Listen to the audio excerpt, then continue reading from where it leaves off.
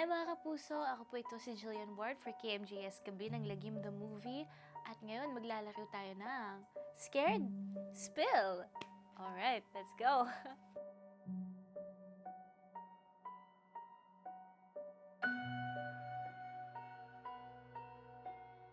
Ay maglalaro, hindi pala ito laro kasi kukwentuhan ko pala kayo.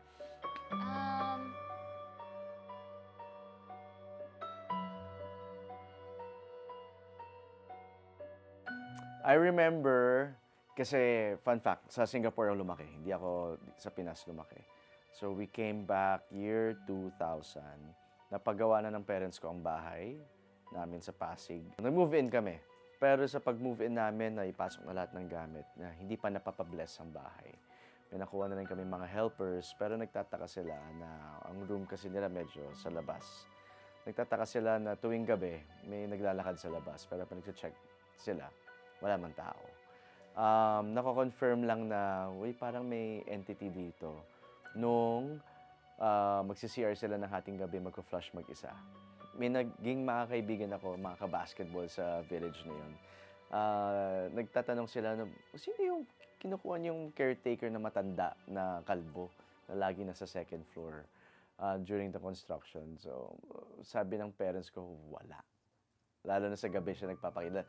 Sa second floor, nagwawalis daw nung medyo wala pang bubong. So, nung nakwento sa akin yan, nung tapos na yung bahay, sabi ko, parang kinilabutan ako nun ah. And then, my personal experience, yun nga, nung hindi pa nababless yung bahay, that was the first few nights. Natutulog ako, around 2 a.m. na ito. Nakalabas ang paa sa kumot kasi nga naiinitan ako. And suddenly, may naramdaman ako na may nangiliti. Ginanon yung paa ko. Siyempre, gulat ako. Nung tingnan ko saan nanggaling yun, may nakita akong ulo na patago. Kalbo. Kalbo. So, natakot ako, nagbalot ako sa kumot ko until expecting na mangyari ulit yun, pero buti na lang hindi. Pero a few days after, dun na nabless ang bahay. And then, nothing. Wala na nangyari na ganon. Kaya nung kinuwento sa akin ng neighbor ko, years after nangyari yun, doon ako natakot na, shucks, yun natin yung matandang sinasabi nila na winelcome ako ng asar pa. So, yun ang naging personal experience ko. Bukod sa na-experience namin sa set ng Gabi ng Lagim the Movie, meron pang nakwento sa akin, hindi ko personal experience, tulad niyan. Hindi natin alam kung sino yan. May nalaglag o may nagtulak, wala namang hangin dito. Anyway,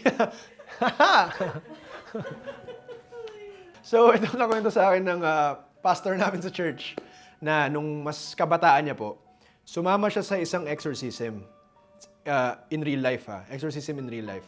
Tapos nakita niya yung isang tao sinasaniban, tapos sinasabi niya yung mga kasalanan or mga sins nung taong kumakausap sa kanya. So alam niya yung, ikaw ganito, ganyan, ito nga ginawa mo tapos ngayon nandito ka. Ngayon ikaw yung mag-exercise sa akin.